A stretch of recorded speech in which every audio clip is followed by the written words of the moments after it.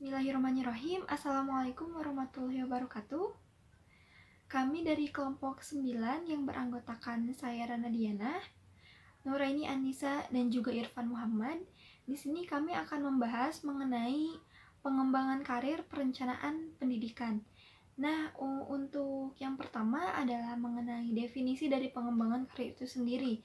Nah, di sini saya akan membahas mengenai definisi pengembangan karir menurut beberapa para ahli.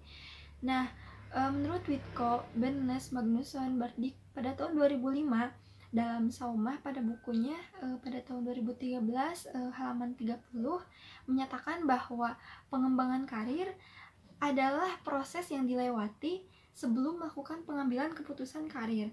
Nah, tetapi bagi Simanora pada tahun 2001 dalam buku Saumah pada tahun 2013 halaman 32 mengatakan bahwa pengembangan karir adalah suatu proses di mana individu dapat mengidentifikasi dan mengambil langkah-langkah untuk mencapai tujuan karirnya.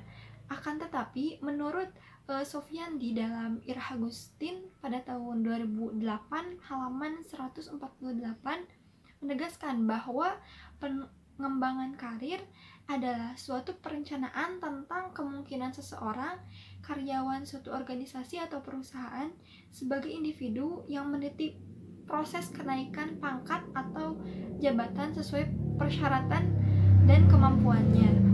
Nah, adapun Sitohang menjelaskan mengenai pengembangan karir adalah suatu perencanaan tentang kemungkinan-kemungkinan seseorang anggota dalam organisasi sebagai perorangan yang dapat meniti proses kenaikan pangkat atau jabatan sesuai dengan persyaratan dan juga kemampuannya. Nah, dari beberapa pengertian tersebut bisa disimpulkan bahwa pengembangan karir itu sendiri merupakan proses atau serangkaian kegiatan yang dipilih seseorang untuk kenaikan jabatan atau pangkat dan dapat menetapkan langkah-langkah untuk mencapai tujuan yang diharapkannya. Nah, dengan adanya pengembangan karir akan membantu individu dalam melihat gambaran pekerjaan apa yang ideal bagi dirinya. Nah, pengembangan karir ini akan menentukan apa yang menjadi minat, potensi, dan kemampuan kita. Pengembangan karir ini bisa untuk membantu memutuskan apa yang terbaik dan juga mengarahkan kepada pekerjaan apa yang paling kita sukai dan apa yang paling kita sukai untuk dilakukan. Nah, melalui pengembangan karir, setiap individu mengevaluasi kemampuan dan minatnya sendiri, mempertimbangkan kesempatan karir alternatif, menyusun tujuan karir, dan juga merencanakan aktivitas-aktivitas pengembangan praktis lainnya. Nah, fokus utama dari pengembangan karir itu sendiri haruslah sesuai dengan tujuan pribadi kita sendiri dan juga kesempatan-kesempatan yang secara realistis tersedia. Nah, selanjutnya yaitu mengenai aspek, faktor, dan juga prinsip dari pengembangan karir itu sendiri. Dalam konteks persekolahan, pengembangan karir dimaksudkan bagaimana kepala sekolah, guru, dan tenaga kerja kependidikan lainnya menentukan tujuan dan juga sasaran karirnya. Bagaimana menyusun strategi atau langkah untuk mencapainya, dan kriteria apa yang perlu digunakan untuk mengukur keberhasilan tujuan yang diharapkan. Nah, yang pertama itu adalah 1. Pengetahuan dan pemahaman diri sendiri. Di sini dimaksudkan adalah pengetahuan dan pemahaman akan bakat, minat, kepribadian, potensi, prestasi, akademik, ambisi, serta keterbatasan dan juga sumber-sumber yang dimiliki. Nah, yang kedua adalah pengetahuan dan pemahaman dunia kerja. Yang dimaksudkan adalah pengetahuan akan syarat-syarat dan kondisi-kondisi yang dibutuhkan untuk sukses dalam suatu pekerjaan.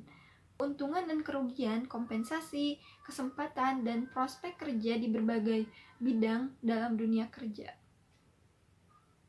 Yang ketiga ada penalaran yang realistis akan hubungan pengetahuan dan pemahaman diri sendiri dengan pengetahuan dan pemahaman dari dunia kerja, yaitu kemampuan untuk membuat suatu penalaran realistis dalam merencanakan atau memilih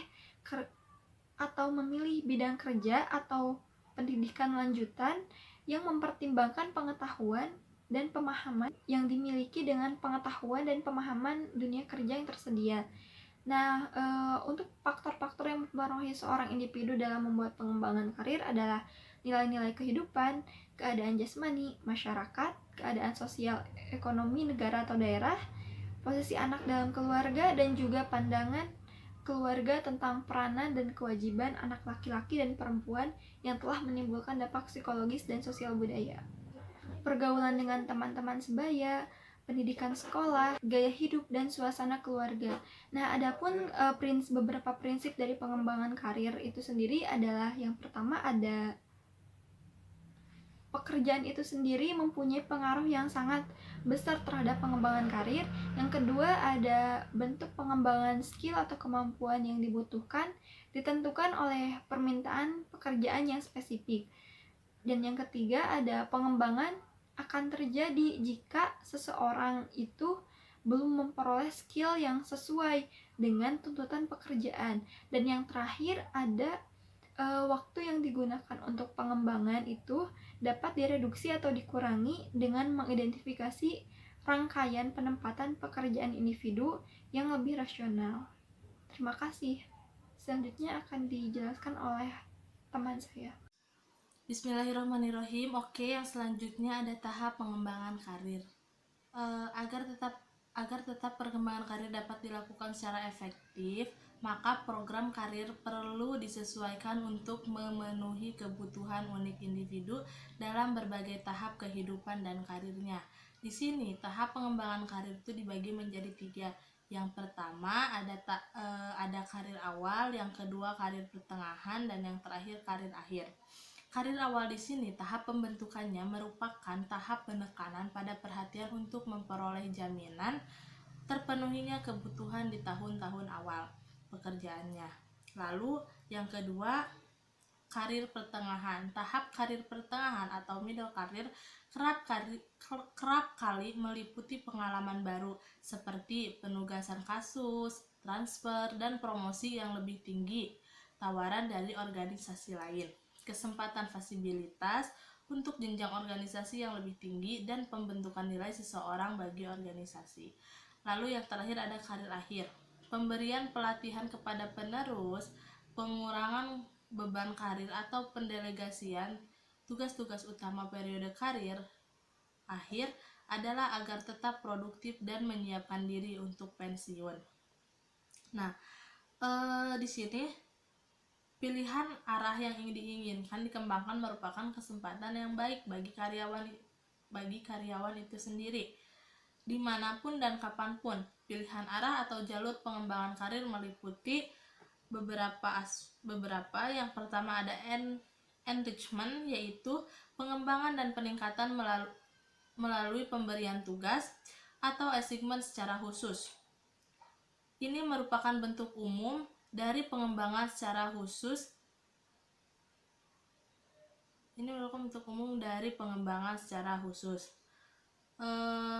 Dan ini juga merupakan bentuk umum dari pengembangan karir. Lalu yang kedua ada lateral, yaitu pengembangan ke arah samping sesuatu pekerjaan yang lain yang mungkin lebih cocok dengan keterampilannya dan memberikan pengalaman yang lebih luas tentang hal baru serta memberikan kepercayaan dan kepuasan yang lebih besar.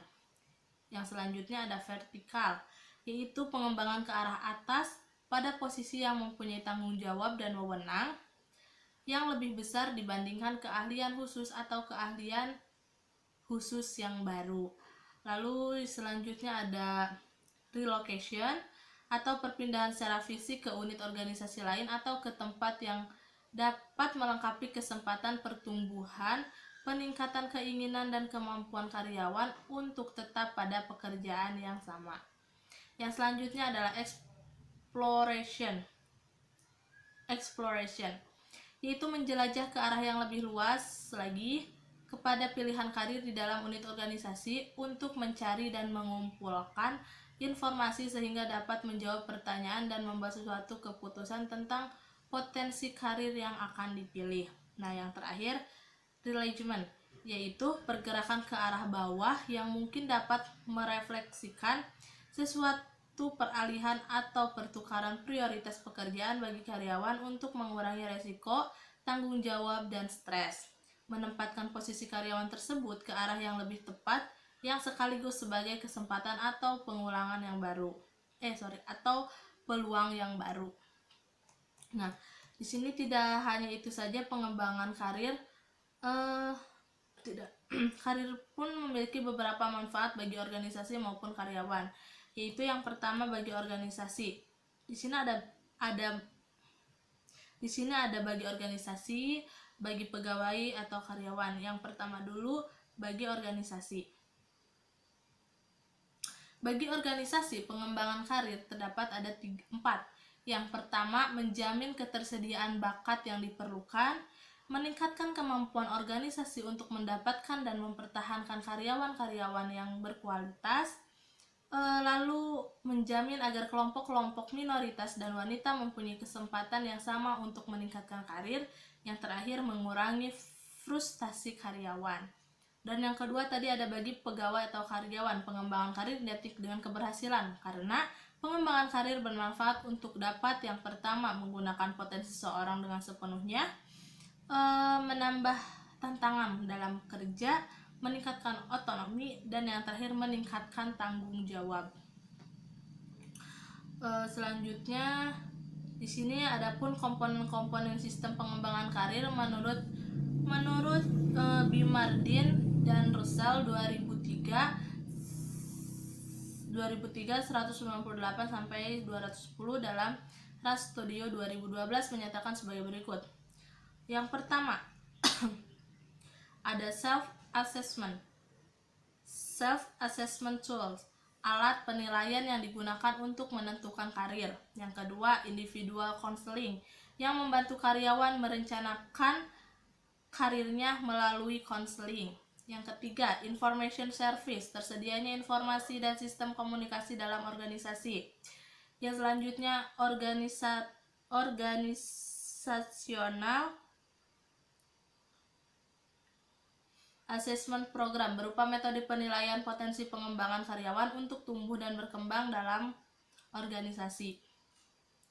Lalu development program, program-program pelatihan dan pengembangan dalam organisasi. Yang terakhir adalah career program for special target group, program karir bagi pribadi yang memiliki kekhususan. Nah, yang poin selanjutnya di sini ada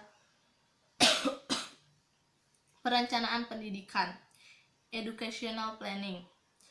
Konsep perencanaan pendidikan menurut Fakrighofer 1987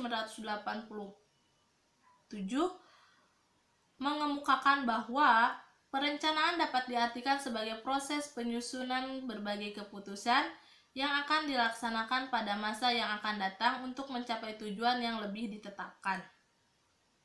Keputusan-keputusan itu disusun secara sistematik, rasional, dan dapat dibenarkan secara ilmiah karena menerapkan berbagai pengetahuan yang diperlukan. Nah, perencanaan dapat pula diartikan sebagai sesuatu proses pembuatan serangkaian kebijakan untuk mengendalikan masa depan sesuai dengan apa yang telah ditentukan. Kebijakan-kebijakan itu disusun dengan memperhitungkan kepentingan masyarakat dan kemampuan masyarakat.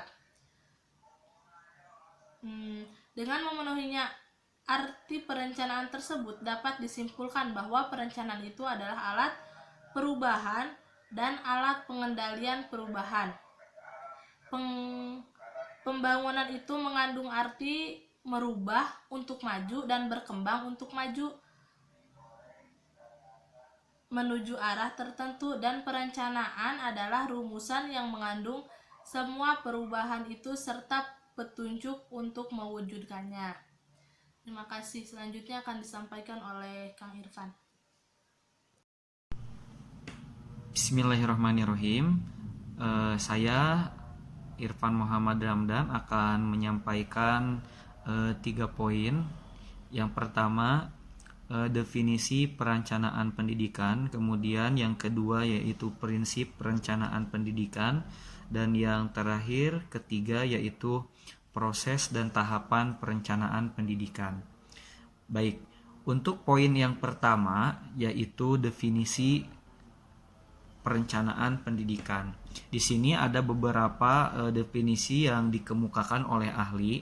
Yang pertama yaitu menurut Prof. Dr. Yusuf, perencanaan pendidikan adalah suatu proses yang mempersiapkan seperangkat alternatif keputusan bagi kegiatan masa depan yang diarahkan kepada pencapaian tujuan dengan usaha yang optimal dan mempertimbangkan kenyataan-kenyataan yang ada di bidang ekonomi, sosial, budaya, serta menyeluruh suatu negara. Kemudian menurut ahli yang lainnya, perencanaan pendidikan adalah investasi pendidikan yang dapat dijalankan oleh kegiatan-kegiatan yang didasarkan atas pertimbangan ekonomi dan biaya serta keuntungan sosial. Kemudian menurut Guraj, perencanaan pendidikan adalah proses mempersiapkan kegiatan di masa depan dalam bidang pembangunan pendidikan. Nah, kesimpulannya adalah dari definisi perencanaan pendidikan ini, di mana perencanaan pendidikan ini pertama yaitu sebuah persiapan, ya. Di dalamnya adalah persiapan untuk masuk ke dalam pendidikan.